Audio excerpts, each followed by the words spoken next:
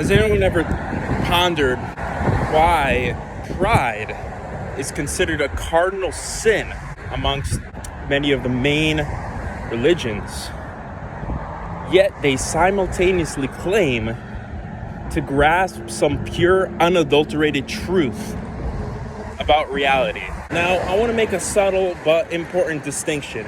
The notion of an all-powerful, omniscient father figure, I can see why the idea of it can be humbling, to reinforce that mythos that no one is more worthy than another, despite the fact there are inequalities amongst men, amongst individuals, similarities. We are individuals, but we are also individuated aspects of others, one could argue. To claim one knows everything there is beyond our human scope of understanding, and by extension, having others submit to said understanding, if only but to appease their own sensibilities. If someone can't control their impulses, I have to make other people who may be sensible, just so they can validate my own lies.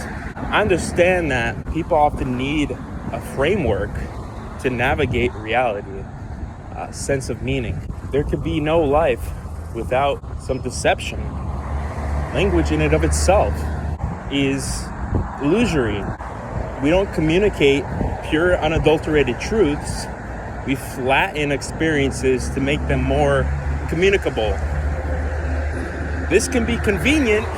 They can also oversimplify reality in the same way that generalizations can both capture the obfuscate aspects of reality. If you look at the etymological origin of the word truth, right? It's derived from words associated with faith and constancy. We do or don't do certain things often because we expect an outcome, which may or may not be fictitious or correspond to reality more in some sense. That's why we have empirical observation. But is this the pride of man? God being an extension of man's pride? Or does that pride serve to protect us from ourselves?